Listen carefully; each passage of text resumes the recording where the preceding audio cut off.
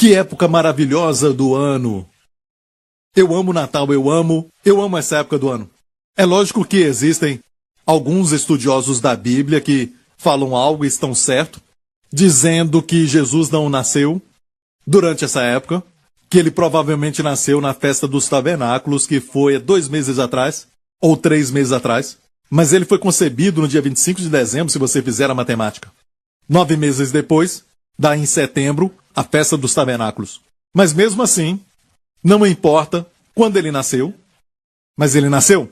E quero que você saiba que é maravilhoso que Deus nos dá essa época todo ano para que o nome do seu filho seja cantado, mencionado e festejado.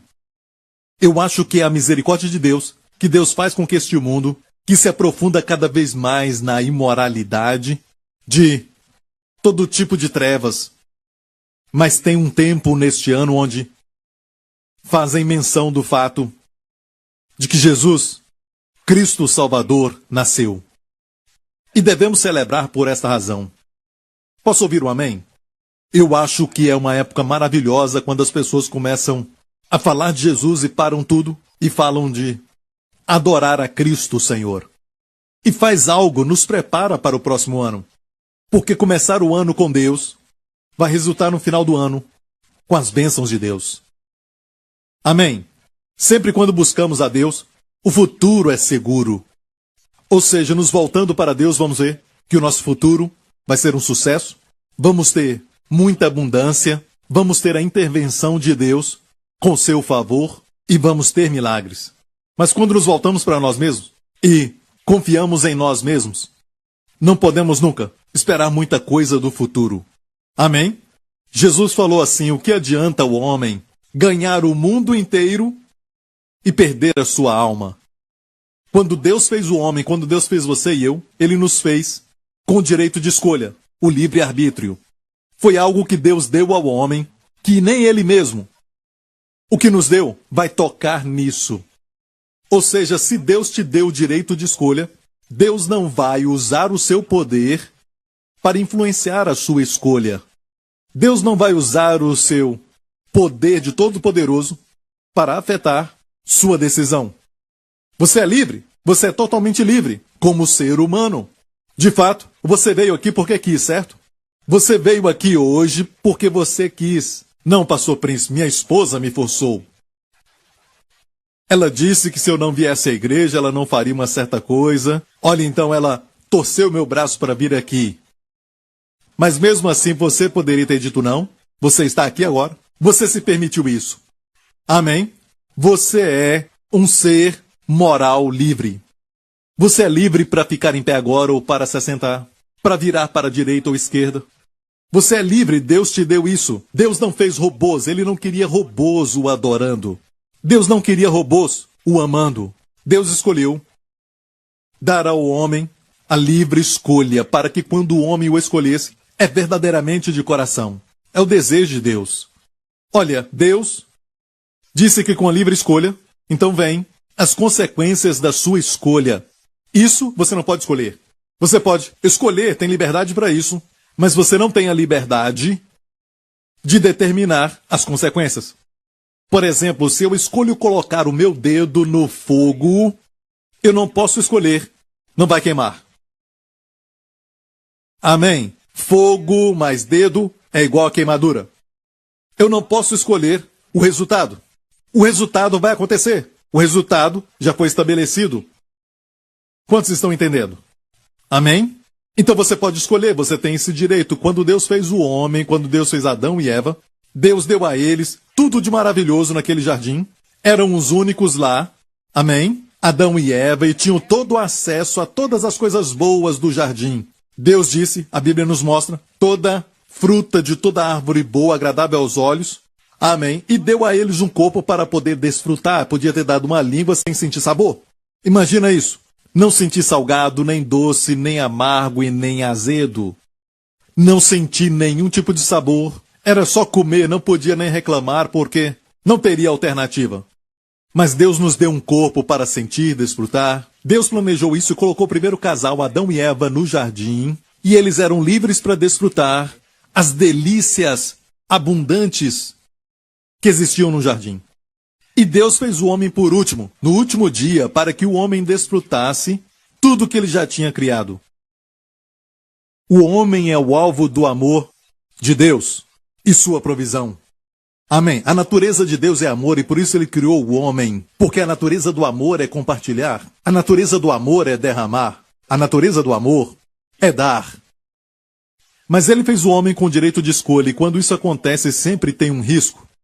Então o que Deus fez foi que ele fez tudo no jardim e Deus também fez uma árvore chamada árvore do conhecimento do bem e do mal. E Deus disse a Adão, não coma dessa árvore.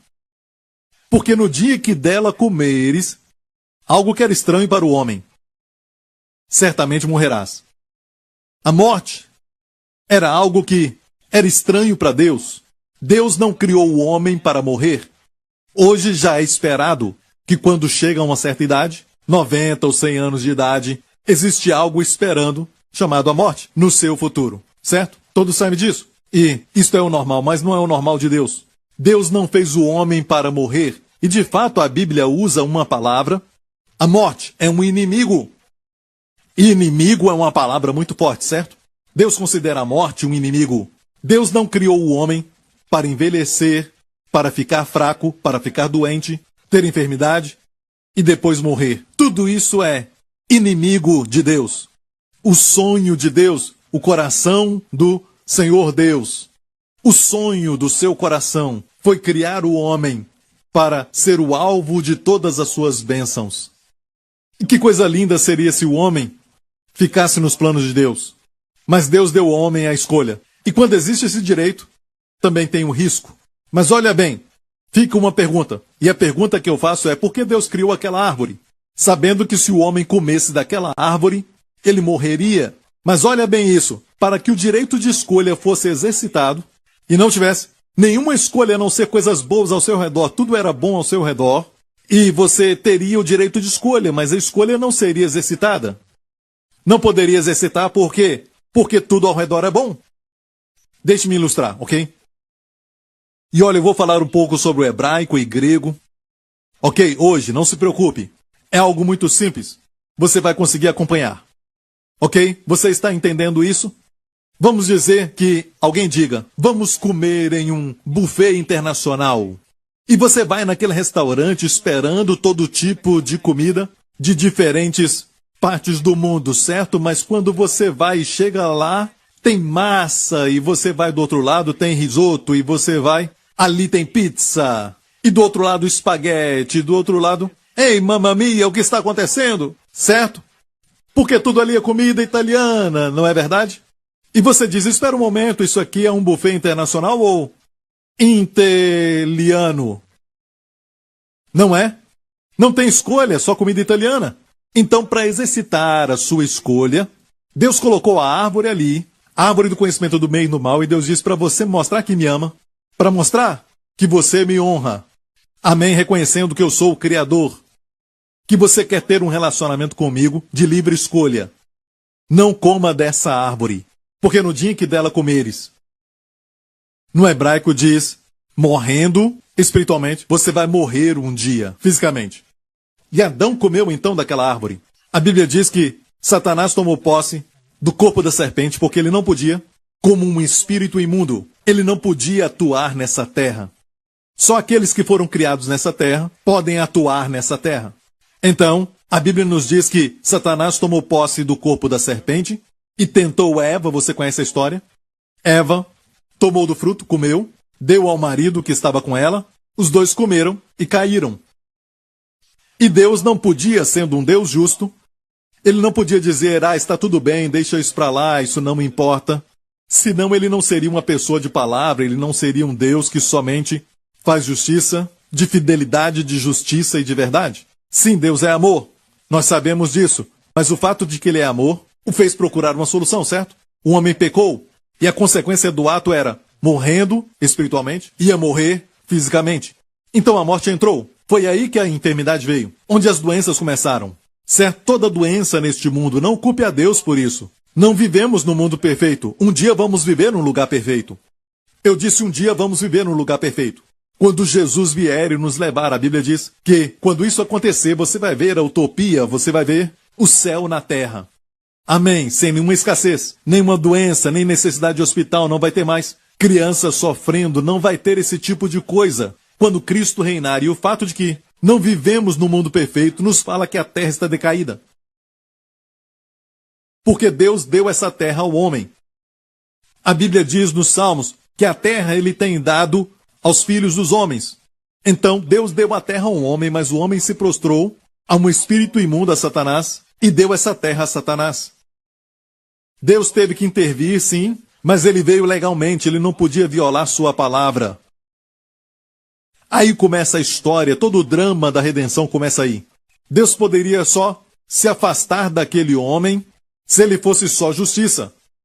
O que ele é, justo como ele é, verdadeiro. Amém? Que ele é. Se não fosse amor, podia só esquecer o homem, dissolver o homem, fazer desaparecer como no filme dos Vingadores. Mas ele não quis isso, porque ele é amor. E quando nós seguimos a Deus, sempre vamos vencer. Amém? Todo espírito imundo sabe que Satanás não pode ganhar de Deus. De onde veio Satanás? Bem, antes do homem ser criado, antes do mundo ser criado, a Bíblia nos fala que houve uma grande guerra no céu. Lúcifer, que era um dos arcanjos de Deus, criado por ele, rebelou-se contra Deus, querendo ser igual a Deus. E 1/3 dos anjos o seguiu. E Lúcifer se tornou Satanás. E a Bíblia diz que ele foi lançado por terra. Onde? Por terra. Antes do homem ser criado. Olha isso. Esse é o drama de toda a história da nossa redenção. E ele foi lançado por terra e se tornou o seu domínio. E por isso ele ficou com muito ciúme, porque Deus criou um outro ser, o ser humano, e fez o homem à sua imagem, e Deus deu a terra ao homem. Olha, Deus falou para Adão, ser frutífero e multiplique, e encha toda a terra. Quando eu falo algo assim, você pode encher esse copo para mim? Quer dizer que estava cheio de quê? Água agora mesmo, certo? Pode encher de novo? Encher de novo é o quê? É que tinha água antes. Você pode encher de novo para mim? Deus falou para Adão para encher a terra de novo.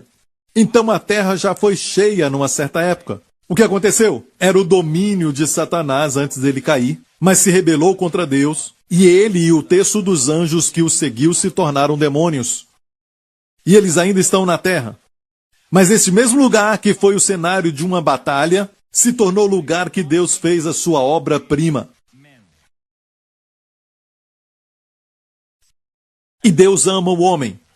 Mas o homem pecou contra Deus, obedecendo a Satanás, que odeia o homem como uma mulher que foi traída pelo namorado. E ela então odeia só de pensar que ele agora tem uma outra mulher e coisa assim. Ela pega a foto dele e ela faz... Ah! Você nunca fez isso, certo? E o que é uma foto? É uma imagem, certo? É uma imagem do namorado. Ela não mata o namorado, e eu falo para não matar. Então ela tenta matar a imagem. Você é a imagem de Deus. Todos vocês. Deus te ama, Satanás te odeia.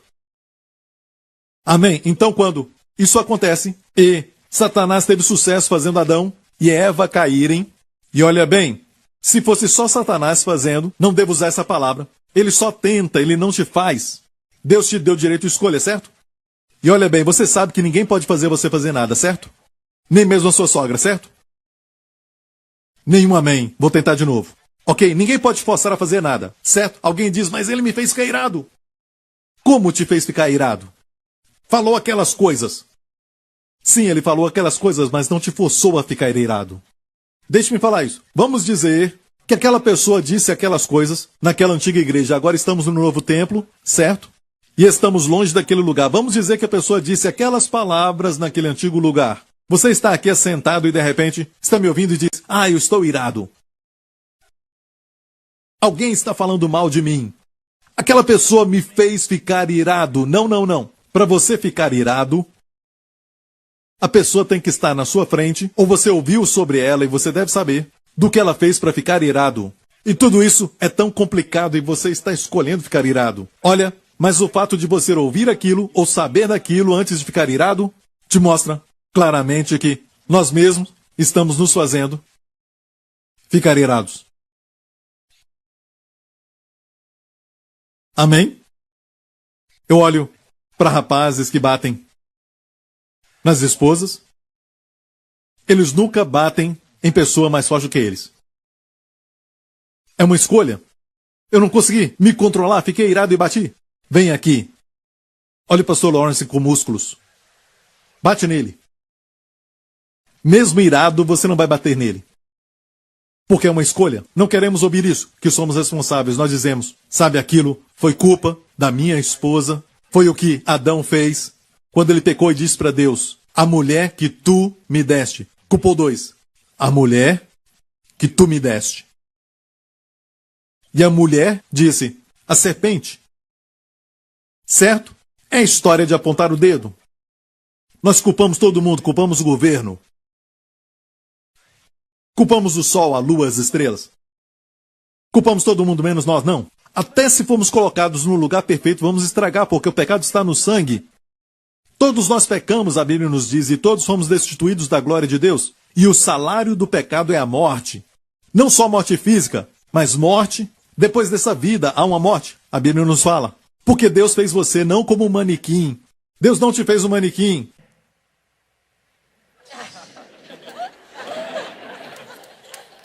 Uau! Isso foi muito bom! Aleluia! Então, Deus fez o homem do pó da terra e depois soprou sobre o homem, e o homem se tornou então um ser vivo. Amém? Aquela foi a parte dele. O corpo veio do chão, do pó, e quando morremos, o pó volta ao pó. Mas o verdadeiro ser, aquilo que Deus soprou dentro daquela casca, amém? Deus soprou sobre o homem, ele se tornou um ser vivo que ama, um ser que está vivo, chamado ser humano. Amém? Essa vida veio de Deus. E essa vida, porque é parte de Deus, não pode morrer. Então deve ser colocada em algum lugar, seja o céu ou o inferno. Mas não é da vontade de Deus que o homem vá para o inferno. Jesus falou isso, que o inferno foi preparado para o diabo e os seus anjos. E o drama continua. O homem pecou. Deus então contemplou toda aquela história. E ele abandonou o homem? Não, ele ainda amava o homem. E a Bíblia mostra que Deus foi o primeiro a oferecer um sacrifício.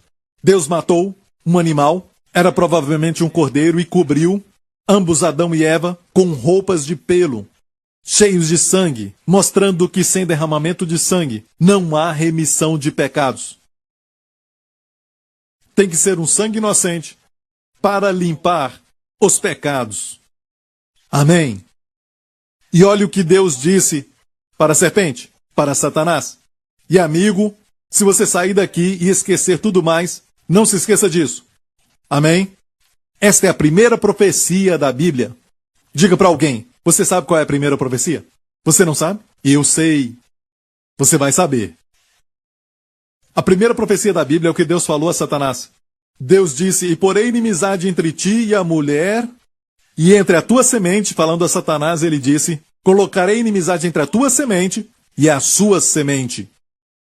Esta te ferirá, o em hebraico esmagará a cabeça, e tu lhe ferirás o calcanhar. A morte de Jesus na cruz esmagou a cabeça de Satanás. E Satanás feriu seu calcanhar. Qual melhor, a cabeça ou o calcanhar? É lógico, a cabeça. Você já era? Estragou totalmente a cabeça? Então já era. Jesus esmagou Satanás na cruz, mas teve que morrer. Ferir o calcanhar. Ele também foi ferido no processo. Amém? Ele teve que morrer pelos pecados. Para Deus criar, ele só falou, mas para Deus redimir, teve que sangrar. Era o único jeito de salvar o homem. A outra alternativa era eliminar o homem. Mas ele não quis fazer isso, ele ama você e eu muito. Então a Bíblia nos mostra que a primeira profecia foi Deus falando a Satanás, colocarei inimizade entre a tua semente e a sua semente. Deus já estava falando do nascimento virginal. Olha, sua semente. Uma mulher não tem semente. O homem tem semente. A mulher tem óvulos. Quando a semente se encontra com o óvulo, tem vida.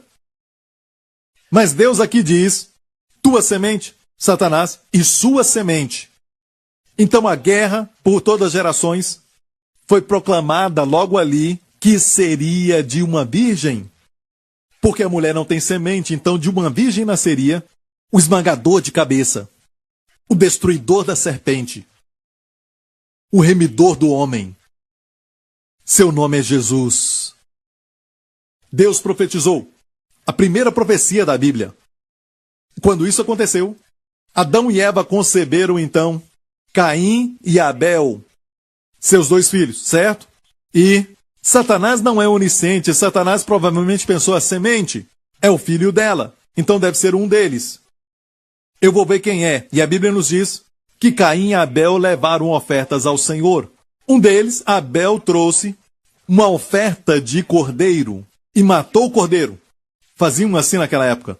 Levavam um cordeiro a Deus e, porque você sabia que tinha pecado, depois de levar o cordeiro por causa do pecado, colocaria as mãos sobre o cordeiro e, colocando as mãos sobre ele, você se identifica com o cordeiro, o pecado ia para ele. E o cordeiro inocente agora se tornou responsável porque você colocou as mãos sobre ele, ele se torna responsável pelo seu pecado. E o cordeiro era morto. O cordeiro era julgado. Mas era o seu julgamento, é a sua morte que o cordeiro sofreu. E você sai dali com a inocência do cordeiro sobre você, com a vida do cordeiro em você, com o favor de Deus sobre a sua vida. Você entendeu isso? Essa é a história de Israel com todos os seus sacrifícios, é sobre isso. Não é que o homem não é culpado, ele é culpado, mas Deus criou um caminho que não era um caminho perfeito, era um cordeiro que estava sempre pagando como crédito, que se paga com um cartão de crédito. Era como pagar até o pagamento verdadeiro chegar. Todo mês, certo? É a mesma coisa. Ele observou, Satanás observou os dois filhos de Adão e Eva. E Abel então ofereceu a Deus um sacrifício com sangue, dizendo, sou um pecador, só um sangue inocente pode lavar os meus pecados. E Deus lhe deu favor. Não sei como ele fez isso, mas talvez uma luz brilhou sobre ele, ele foi abençoado. E o seu irmão não trouxe esse sacrifício, mas trouxe simplesmente o fruto das suas mãos. Ele plantava e ele trouxe alguns vegetais, alface, brócolis, algo assim. Não havia sangue. É como se ele dissesse, sabe, eu não sou um pecador, não preciso de sangue algum. Eu trago os meus esforços e eu tenho boas intenções, Deus vai me aceitar. E a Bíblia diz que Deus o rejeitou. Talvez fosse como uma nuvem negra que veio e ele tentou se cobrir, eu não sei como aconteceu. Obviamente, ele sabia, e Satanás viu isso, então Abel ofereceu o sacrifício e teve o favor de Deus, o outro não recebeu. O que ele pensou? Esse deve ser a semente. Vou matá-lo. Ele fez que o seu irmão Caim cometesse homicídio, o primeiro homicídio na história. Fez Caim assassinar seu irmão.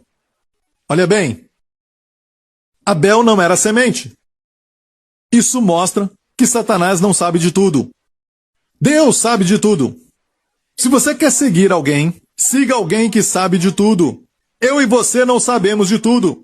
O termo é onisciente, oni quer dizer tudo, ciente quer dizer saber. Deus é onisciente, onipotente e onipresente. Sabe de tudo, está em todo lugar e pode tudo. Siga aquele que sabe tudo, que tem todo o poder, que está em todo lugar. Ele estará presente em todo mês deste ano, amém? Amém? Não siga um perdedor, amém? Nem siga a si mesmo. O nosso entendimento é finito. O mistério do Natal é que aquele que é infinito entrou no tempo e se tornou finito. Aquele que está em todo lugar veio a um local em Belém e ficou em só um lugar, um bebê. O milagre do Natal é quando aquele, e a Bíblia fala de Jesus, que por ele todas as coisas foram criadas. Há somente um Deus, um só Deus, mas três pessoas divinas em um só Deus. Deus o Pai, Deus o Filho e Deus o Espírito Santo. Eles são um. Amém? E por isso a Bíblia diz, façamos o homem à nossa imagem. Um Deus e três pessoas divinas. É um mistério. Como falamos, existe o ar e existe o oxigênio e também a água. A água, por exemplo, se torna vapor. E também tem um ovo, uma ilustração muito ruim. Tem a casca do ovo, tem a clara e também tem a gema, mas é um ovo. Vamos fingir que entendemos, ok? Nós não conseguimos explicar Deus. Mas é um só Deus e não três deuses. Deus é um Deus de amor. E também tem o fato que a Bíblia diz que Cristo fez tudo. E a Bíblia diz que tudo por Ele subsiste. Tudo subsiste por Cristo mesmo. Quando Cristo entra no casamento, o casamento vai melhorar. Um casamento precisa de um terceiro. Seu nome é Jesus. Tudo subsiste por Ele. E o milagre da encarnação é que aquele que segurou o mundo nas suas mãos agora é seguro por uma mulher. E ainda, segura o mundo nas suas mãos. Por que ele teve que vir? Temos que fazer essa pergunta antes de responder. Por que Satanás queria destruir a semente? Por que Jesus teve que vir? Não se esqueça do Cordeiro de Deus. A ideia de colocar as mãos sobre o Cordeiro. Jesus veio para se tornar o Cordeiro de Deus, o último Cordeiro de Deus. O verdadeiro pagamento, do qual todos os cordeiros, os outros cordeiros eram uma figura, como um pagamento de cartão de crédito. Não é o pagamento final. Mas finalmente o Cordeiro de Deus veio e João Batista disse: eis, o Cordeiro de Deus que tira o pecado do mundo. Ele fez isso na cruz, amigo. E Jesus Cristo, quando nasceu, ele sabia muito bem que ia morrer. Deus o enviou para morrer.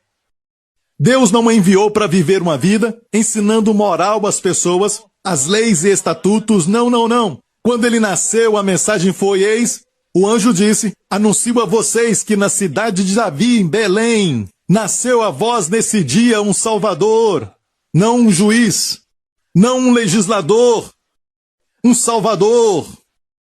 Um Salvador! Se está afogando, você não precisa que alguém passe e olhe e diga: ei, preciso de ajuda? Aqui está um livro. Como aprender a nadar. Siga a lei, você vai ficar bem. Não, você precisa de um Salvador. Posso ouvir um amém? Então ele nasceu para morrer, e no momento em que Maria estava prestes a dar à luz, eles foram para uma hospedaria e não havia lugar para eles na hospedaria. Olha, eu tenho uma mensagem que preguei há tempo atrás sobre hospedaria, e falei sobre Maria e José porque os dois vieram de uma linhagem que a Bíblia nos mostra que era a linhagem de Davi, o rei de Israel. Os dois vieram de filhos diferentes de Davi. José, marido de Maria, veio da linhagem de Salomão, e Maria veio do filho de Davi, Natã. Os dois eram de Batseba. Os dois, aquela casa que depois se tornou uma hospedaria, era na verdade a casa de Davi, que Davi herdou dos seus avós, Ruth e Boaz, em Belém. Então aquele rei Jesus voltou para a casa da sua família. E não havia lugar para eles na hospedaria. Por que não havia lugar para eles na hospedaria? Escute bem isso. Não havia lugar para eles. Mas por que não havia lugar para eles? Eu acho que olharam para eles. Pareciam pobres. Nenhum sinal de riqueza. Maria grávida em cima de um jumento. José então perguntou: você pode nos dar um quarto? Havia lugar, mas não para eles.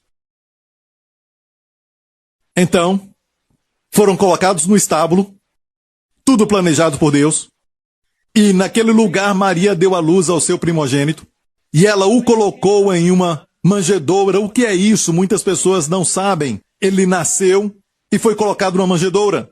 Se você for a Israel hoje, vai ver uma manjedoura de 2000 anos. E aqui está uma foto de uma delas. Uma manjedoura feita de pedras. Ali Maria colocou alguma palha e panos e colocou o bebê Jesus. E olha para a direita, o que é na direita? Muitos já foram a Israel e sabem que é o túmulo de Jesus. A sepultura que era de Jesus está vazia. Olha que é feita de pedras, cravada também numa pedra. Então o fato que a figura ali de um bebê numa manjedoura de pedra está falando que ele nasceu para morrer. Se for a Israel, vai ver a sepultura vazia. Perceba que do lado direito foi feito um corte maior. Porque quando Jesus foi enterrado aqui, eles fizeram esse buraco maior porque foi algo de última hora. Ele era maior do que essa sepultura. Sabemos a história, essa sepultura era de um homem rico chamado José de Arimateia, que seguia Jesus e deu sua sepultura para Jesus. E Jesus era muito mais alto do que ele. Se você for a Israel nas sepulturas, você vai ver que eles não cortam deste lado direito das sepulturas. Foi algo de última hora por causa da altura de Jesus. Do ventre virgem. para a sepultura virgem, onde ninguém tinha entrado. Ele nasceu para morrer. Por quê? Por causa do nosso pecado. E finalmente, quando Jesus se tornou o Cordeiro de Deus na cruz, naquela cruz ele carregou os seus pecados e os meus pecados, o seu julgamento e o meu julgamento. Todos eles, porque Deus vive fora do tempo. Deus vê o seu pecado no começo até o final. E ele pegou todos os seus pecados, nada escapa ao seu olhar. Deus não pode ignorar os pecados, mas pode perdoá-los. Ele pegou os seus pecados e colocou em Jesus Cristo. E Deus puniu a Jesus. E Jesus olhou para cima. Aquele que não conheceu o pecado se tornou pecado com os seus pecados e os meus pecados. E derramou o seu sangue. Aquele sangue que Deus disse que sem derramamento de sangue não há remissão de pecados. Aquele sangue era sangue santo. Aquele sangue era santo imaculado. Aquele sangue era sangue de rei, que veio do trono de Davi. Aquele sangue era sangue divino. E você foi limpo por nada menos do que o sangue de Jesus, dos seus pecados. E quando Deus olha para você, Ele não vê pecados na sua vida. Foram lavados pelo sangue de Jesus. Não que você não peque. Você não perdeu a capacidade de pecar. Mas Deus não vê o pecado quando você crê em Jesus Cristo, porque o seu sangue nos lava de todo o pecado. Mais alvo do que a neve. Alguns acabaram de chegar de lugares com neve. O que é mais alvo do que a neve? Quando neva, temos que colocar óculos escuros. Você é mais alvo do que a neve. Então Satanás tinha um plano para impedir que Jesus morresse na cruz. Era o seu plano. Ele tinha que impedir a semente da mulher de vir. Mas ele não sabia quem era, porque Satanás não é onisciente. Ele viu Caim matar Abel, ficou feliz, mas depois descobriu que Abel não era a semente. E durante centenas de anos, a terra então ficou muito populada. Os homens fazendo todo tipo de mal. E a Bíblia diz que 1/3 dos anjos que caíram com Satanás, eles corromperam a semente da mulher. Porque se a semente não for totalmente humana, não pode ser a semente. E essa é a história do dilúvio de Noé. Por que Deus inundou a terra com a água? Essa é a razão. A Bíblia diz que esses anjos caídos, que eles existem, eu falei que eles caíram, eles se tornaram demônios, assumiram a forma humana. Anjos, até os anjos de Deus, podem assumir a forma humana e ficar no nosso meio. Talvez você já viu um anjo e nem sabe. Existem anjos que eu acho que eu já conheci. Talvez um está sentado ao seu lado e você não sabe. A Bíblia diz que devemos ser hospitaleiros, porque podemos hospedar anjos sem saber. Assumem a forma humana. E esses anjos caídos assumiram a forma humana e vieram à terra e coabitaram com as mulheres da terra. Os seus descendentes são gigantes. Alto, grande, imensos, gigantes. Algumas das mitologias gregas que nós vemos, o ciclope com um olho só, essas criaturas assim, você ri e tudo mais, mas na verdade, essas histórias são baseadas em algo que falaram durante muitas gerações, o pai passa para o filho e assim por diante se segue. Fica distorcido assim, é lógico, mas no fundo tem uma verdade. A Bíblia diz que esses gigantes eram descendentes de anjos que caíram e mulheres. E depois de centenas de anos, a terra toda ficou cheia deles. Satanás se alegrou porque pensou que conseguiria impedir a semente da mulher de chegar, o que esmagaria sua cabeça, porque ele tinha que ser um ser humano, somente humano. E olha bem, isso explica o que muitos canais mostram nos documentários sobre quem criou o Stonehenge. Algumas dessas pedras são tão grandes que não sabem como alguém moveu. E já encontraram sepulturas que são tão grandes para humanos. Encontraram uma em Israel, e eu fui ver isso com os meus pastores, certo? Nós, alguns anos atrás, fomos ver esse lugar chamado Domain. Está cheio de sepulturas, de gigantes. E a Bíblia diz que naqueles dias, os gigantes viviam no norte, Bashan, que é naquela área onde estivemos. As sepulturas eram grandes porque eram um meio feito de homem. Não fica olhando para o lado. Qualquer semelhança é pura coincidência. Certo? Confie em mim, pastor Gabriel é humano. 100%. Certo? Então, fomos lá e tiramos uma foto. Aqui estou eu, em uma sepultura. Do lado, perto da minha mão direita, é onde a cabeça ficava. Do outro lado, a perna. Era uma sepultura que foi feita nas rochas. Era grande assim, olha, Davi e Golias. Golias era um remanescente dos gigantes. O que aconteceu com a terra depois de centenas de anos? A terra ficou cheia de gigantes. E somente alguns seres humanos puros ficaram. A exceção foi Noé e sua família. A Bíblia diz que Deus achou Noé perfeito em suas gerações. Não perfeito como nós pensamos, um homem perfeito. Não, isso não existe. Perfeito é a palavra hebraica tamim, que quer dizer de descendência humana pura. Não havia mistura no sangue. Ele era 100% humano. A terra ficou cheia destas criaturas, meio humano, meio anjo, e Deus trouxe o dilúvio para destruir a terra, para preservar a raça humana. E Deus preservou a Noé, sua esposa, e os 3 filhos com as esposas. Certo? Estou certo? Adão e Eva eram um. Depois de centenas de anos, a terra ficou cheia. Agora só um casal 100% humano ficou e Deus decidiu preservá-los pela arca. E Deus trouxe o dilúvio sobre toda a carne, porque toda a carne estava corrompida, a Bíblia diz. O objetivo era preservar o homem. Depois do dilúvio, Noé ficou com seus 3 filhos, Sem, Cão e Jafé. Desses 3 filhos, a terra ficou cheia de novo. Então o diabo não sabia. Uau! Ele tentou corromper toda a humanidade, mas a terra ficou cheia de humanos. Quem será a semente da promessa? E Deus escolheu um homem chamado Abraão. E de Abraão, o diabo viu isso, Abraão foi escolhido. E rapidamente, ele então trabalhou imediatamente para parar a semente. A história de Sara e como Sara foi quase impedida de produzir a semente, Abimeleque. Mas Deus impediu. Então de Abraão e Sara nasceu o povo judeu, a nação de Israel. O diabo não sabe quem, mas de todas as nações ele sabia que era de Israel. O Messias, o prometido, tinha que vir da nação de Israel. Ele seria um judeu. O diabo sabia disso. Ele começou a atacar isso, trouxe os filisteus para atacar os judeus. E a Bíblia diz que aconteceu de novo. A união de anjos e mulheres, depois do dilúvio. Dessa vez Deus não usou o dilúvio porque ele falou que não faria isso de novo. Deus levantou a nação de Israel e pessoas como Davi os matou. São chamados de Anaquins, Refaíns, os gigantes. Golias era um deles. Tinha mais dedos nas mãos e nos pés, a Bíblia diz. Eles eram muito mais altos do que os humanos. Eram mais altos do que todos os seres humanos. E Golias foi morto por Davi. Deus levantou essa nação para destruir os gigantes conhecidos como Anaquins e Refaíns. Mas olha isso.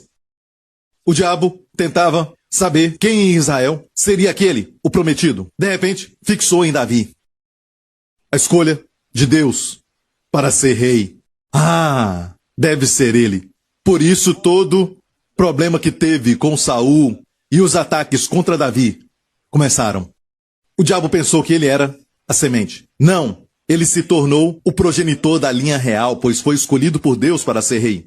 Da casa real de Davi, da linhagem de Davi, veio Salomão e foi passando. E de fato, uma certa vez, o diabo tentou destruir o herdeiro, que na verdade eram bebês, quando o tatataraneto de Davi era somente um bebê, e o diabo atacou o palácio.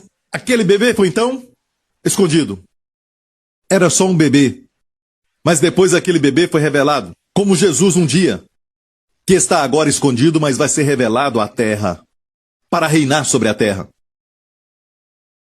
E depois, passando por várias gerações, toda essa linhagem real de Davi, em Judá, e este rei Jeoiaquim foi um rei muito mau. Mesmo sendo da linhagem de Davi, ele era um homem mau. Ele praticou o sacrifício de crianças, por exemplo, no vale de Inã. Se for a Israel, visite esse vale, perto de Jerusalém. É deste lugar que vem a palavra inferno. Ele fez estátuas deste ídolo de bronze, segurando as mãos assim, feito de bronze, com buracos nos dedos, e esquentava um fogo e ficava tão quente que chamas de fogo saíam dos dedos, e quando estava quente, batiam os tambores, e as mulheres chegavam com seus bebês pequenos, recém-nascidos, e colocavam sobre aqueles braços, matando aqueles bebês, oferecendo ao seu ídolo. E batiam os tambores fortes para as mulheres não ouvirem o choro dos bebês. Esse rei era malvado assim, Jeoaquim. E Deus falou pelo profeta Jeremias, diga assim, certo? Foi isso que eu pedi, toda esta maldade que estão fazendo. nunca entrou no meu coração, Deus disse a Jeremias. O que ele fez foi tão terrível que o seu filho, o seu nome é Jeconias, filho de Joaquim, Jeconias, a Bíblia diz, vai ser amaldiçoado. Deus amaldiçoou a linhagem real de Davi. E aqui está. Assim diz o Senhor, escrever que este homem está privado de filhos. Privado de filhos não quer dizer sem filhos, quer dizer sem herdeiros para continuar no trono. Se era privado de filhos, então como? Diz que os seus descendentes não prosperarão para se assentar no trono. Ele tinha descendentes. Ou seja, a maldição era, ele não terá herdeiro. E foi verdade. Ele foi o penúltimo rei, antes do rei Nabucodonosor, entrou e destruiu o templo. Mas olha isso, no momento que ele pronunciou a maldição da linhagem de Davi, que não teria mais herdeiro, de Jeconias, adivinha? O diabo se alegrou. A linhagem real de Davi parou por causa da maldição? Estou certo? Não é isso? Eu creio que nessa hora, Deus chamou um anjo e disse, olha isso.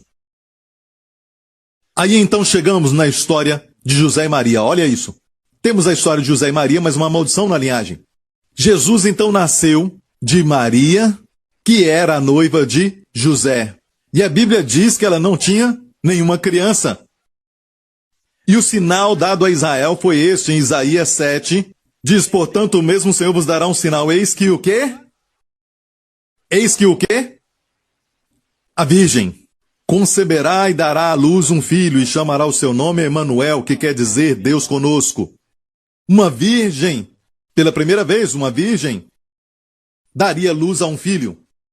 Maria era essa virgem, tinha 14 ou 15 anos, se casava com essa idade naquela época. Ela não era casada, ela era virgem, ela era noiva de José. E tanto José como Maria, a linhagem dos dois chegava até o trono de Davi. Se você olhar na genealogia de Mateus, você vai ver que José, o marido de Maria, sua linhagem, vai até chegar em Salomão, filho de Davi, filho de Batseba. O outro filho de Batseba era Natã. Vemos a linhagem de Natã, filho de Davi. Então, a linhagem de Salomão chegava até José, José, que era marido de Maria, e da linhagem do outro filho de Davi, chamado Natã, filho de Batseba, a linhagem chegava até Maria. Olha isso agora. Se Jesus requer o direito do título, e se ele fosse, na verdade, fosse nascido do sangue e da carne de José, ele não teria direito a nada. Sabe por quê? Porque havia pecado no sangue de José. E não só isso, mas uma maldição na linhagem. Estou certo? Jesus seria um pecador, não poderia reinar. Mas, na verdade, ele não era o filho de José. E José casou com sua mãe, portanto, se tornou legalmente o seu pai. Então ele teria o direito legal para reinar sobre Israel. E não ter aquele sangue com aquela maldição. Você entendeu? Olha a sabedoria de Deus. Filho de Maria. Jesus nasceu de Maria. Maria providenciou o corpo, por isso ele nasceu de Maria. Ele não era filho de José. Era, sim, legalmente filho legal de José, mas não nasceu de José, porque nasceu de uma virgem. Olha, Maria teve Jesus no seu ventre durante 9 meses, certo? E durante 9 meses, olha a importância da virgindade, escute isso, muito importante. O pai não providenciou o sangue para Jesus, porque se tivesse feito, Jesus teria pecado no sangue. Estou certo? Mas Maria providenciou o corpo para Jesus, estou certo? E alguns podem dizer, mas é o mesmo, pastor, porque Maria também tinha pecado no seu sangue. Todos os pecados estão destituídos da glória de Deus. Maria tinha pecado, certo? E Maria transferiu o seu sangue para o ventre, para o feto, certo? Errado. Por quê? Não muito tempo atrás, a ciência descobriu que o bebê está conectado à mãe, e nós sabemos disso já há muito tempo, lógico, pelo cordão umbilical. Estou certo? Mas recentemente descobriram que, mesmo que o cordão umbilical daquela criança leva comida da mãe para o filho e descarte da criança para a mãe, por anos pensaram também que o sangue ia da mãe para o filho. Sabe o que descobriram? Nem somente um traço de sangue vai da mãe para o filho, pelo cordão umbilical. Viu a importância do nascimento virginal? Ele foi colocado no ventre de uma virgem, pelo Espírito Santo. Aleluia! Agora, ele tem direito duplo. Por José, através da linhagem legal, por Maria, a outra linhagem, até chegar em Davi. Por isso, quando ele nasceu, os homens sábios disseram: onde está o que nasceu? O rei dos judeus. Olha bem, só ele que nasceu rei. Até mesmo os outros descendentes reais dessa terra não nascem rei. Nascem como príncipe. Isso não é nenhuma revelação. Nascem como príncipe. Mas os homens sábios disseram: onde está o que nasceu, o rei dos judeus? E o rei Herodes, na época, ficou com medo quando ouviu isso. Porque Jesus nasceu como rei. Aleluia! Rei dos judeus. Homens sábios o buscaram. Vocês estão aqui hoje porque são sábios. Homens sábios que viajaram muito. Foi uma longa jornada. Por vários terrenos de montanhas e vales. Por desertos muito perigosos. Pelos rios. Para encontrarem o bebê Jesus. Então a primeira pergunta do Novo Testamento é: onde nasceu o rei dos judeus? Sabe a primeira pergunta do Antigo Testamento? Em Gênesis, Deus pergunta ao homem: onde estás? Adão, onde estás? Não que Deus não sabia, mas você sabe onde você está? Está perdido? Adão tinha que ter falado: estou perdido. Deus pergunta ao homem: onde você está? A resposta para a pergunta onde você está é encontrada. Não dizendo estou aqui, como se soubesse o caminho, mas dizer onde está o que é nascido rei dos judeus. A resposta para a sua vida é onde ele está. Você o encontra e encontra a si mesmo.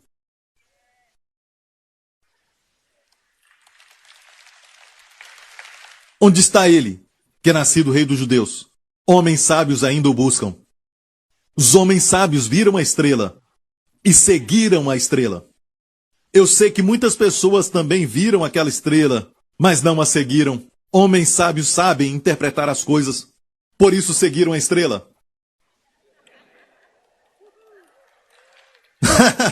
Vamos chamar isso um centro de artes da estrela para pessoas como você nessa igreja. Eles adoravam o sol. E a Bíblia é tão clara, olha isso, Mateus 2, verso 11. E entrando na casa, acharam um menino com Maria, sua mãe. 5 vezes nesse capítulo a Bíblia diz: a criança com sua mãe, a criança com sua mãe, a criança com sua mãe, a criança com sua mãe, a criança com sua mãe, não a mãe com a criança. 5 vezes. Prostrando-se, o adoraram. Não adoraram eles.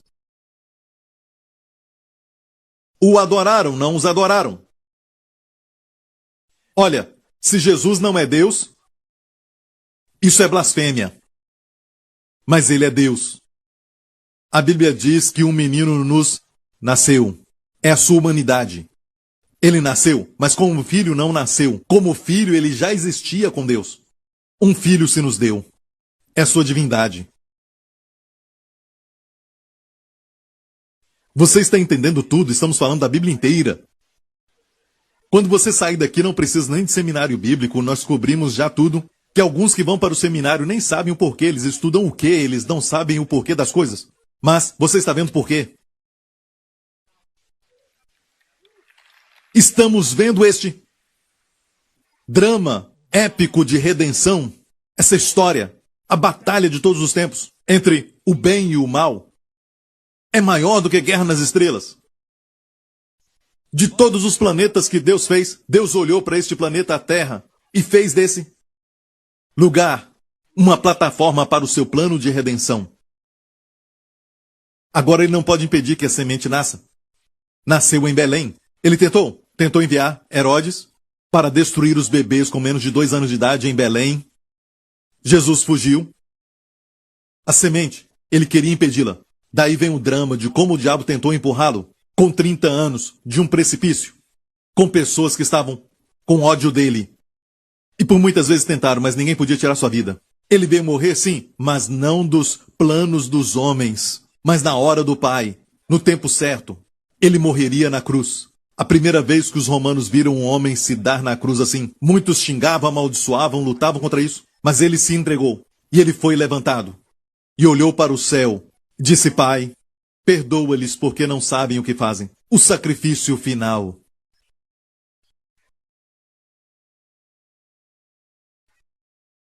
Quando foi pendurado na cruz, foi uma declaração para Satanás: você perdeu.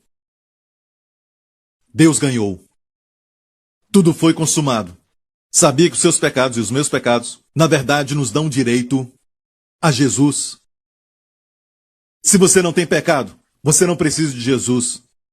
Porque a Bíblia diz que nasceria o quê? Um Salvador. Se você não tem pecado, ele não é seu Salvador. Ele é Salvador para aqueles que têm pecado. Se você diz: eu tenho pecado, ele é seu Salvador. Mas sou um grande pecador, sou um Salvador maior.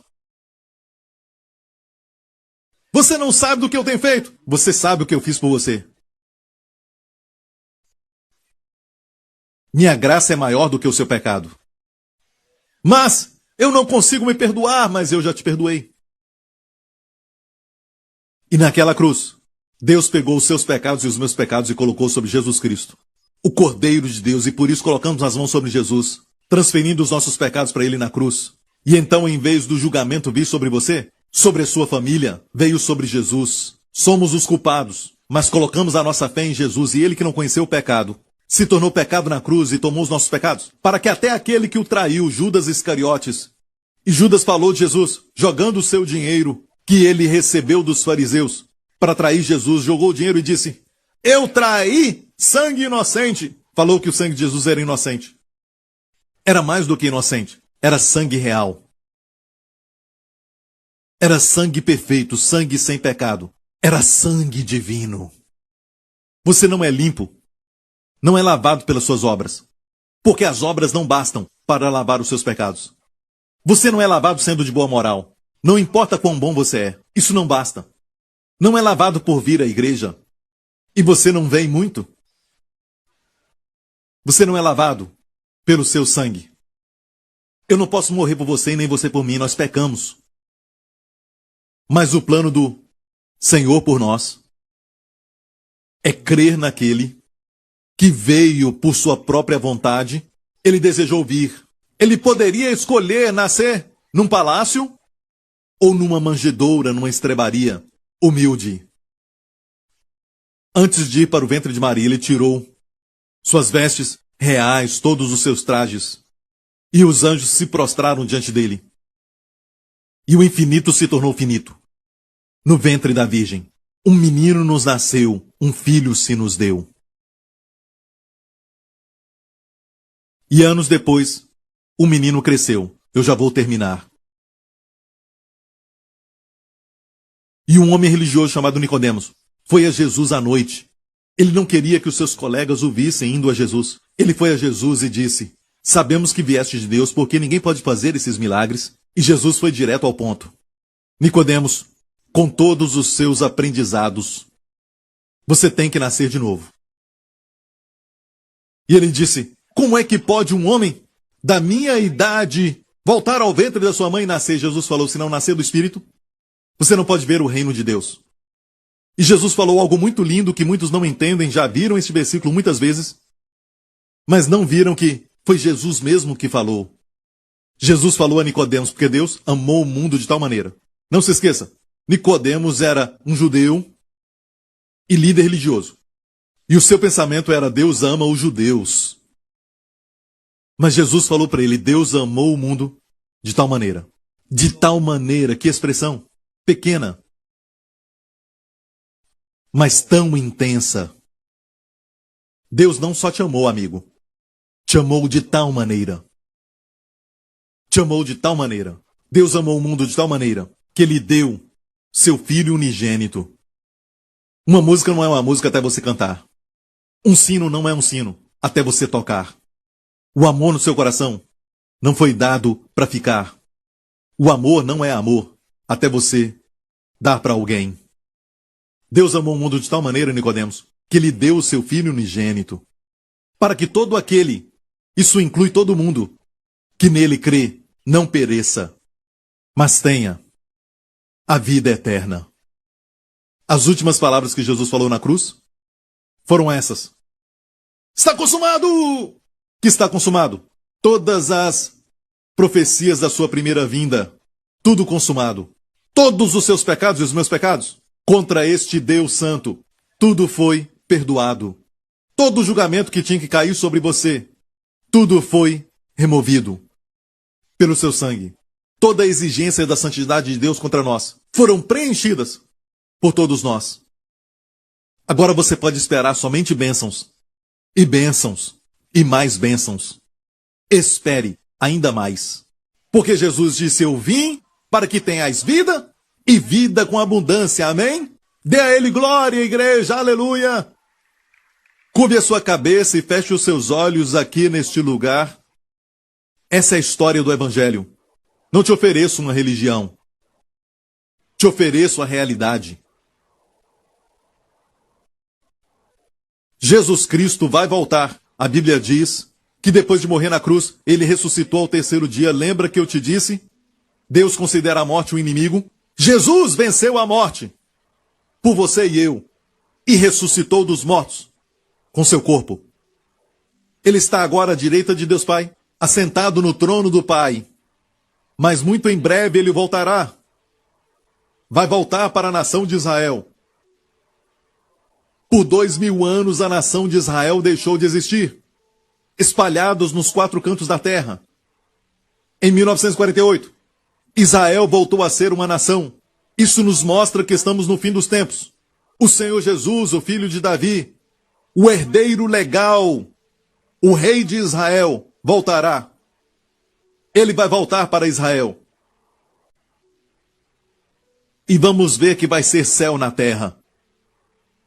Mas até lá a Bíblia diz que o mundo vai estar em mais trevas e mais trevas e mais trevas.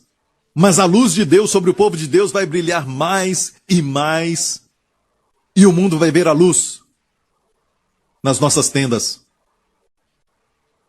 Amigo, se você está aqui hoje e nunca aceitou a Jesus Cristo, os seus esforços, as suas obras não podem te salvar.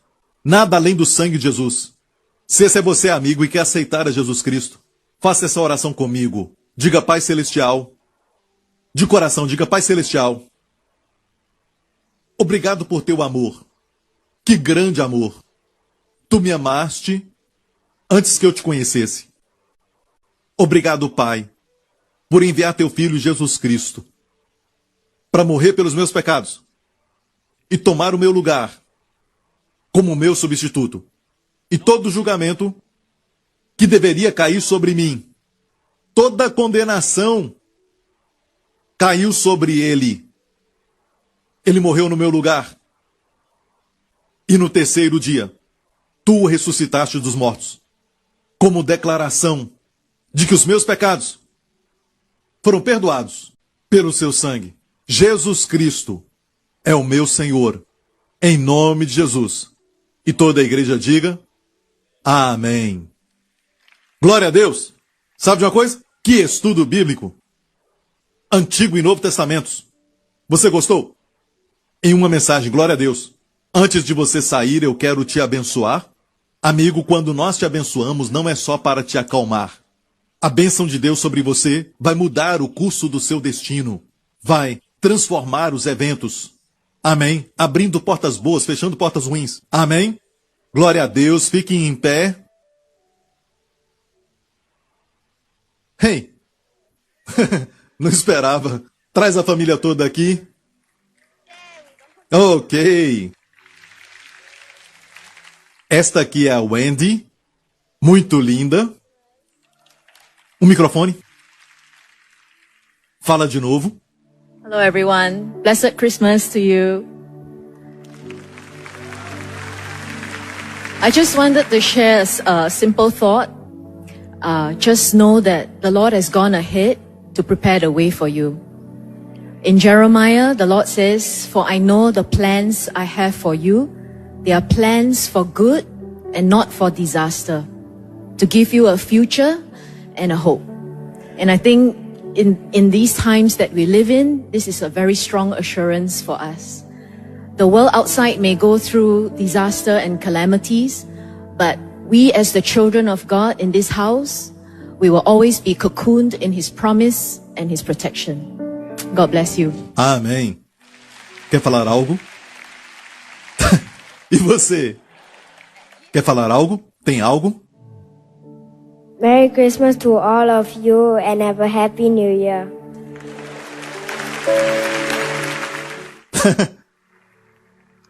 Glória a Deus. Levante suas mãos neste lugar. Que o Senhor te abençoe com a sua família, com as bênçãos do pai Abraão e com as bênçãos de Deuteronômio 28. Que o Senhor te proteja. Quando Ele te protege, você está protegido.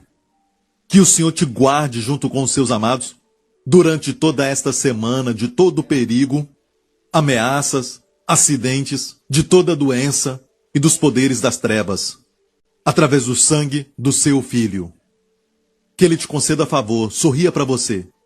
Conceda a você e aos seus amados sua shalom, paz. Em nome do Senhor Jesus Cristo. E toda a igreja diga: Amém. Deus te abençoe. Obrigado por sintonizar no programa de hoje. Esperamos que tenha sido uma bênção para a sua vida. Para mais informações sobre o programa da Igreja New Creation, acesse o site ncctv.org.sg.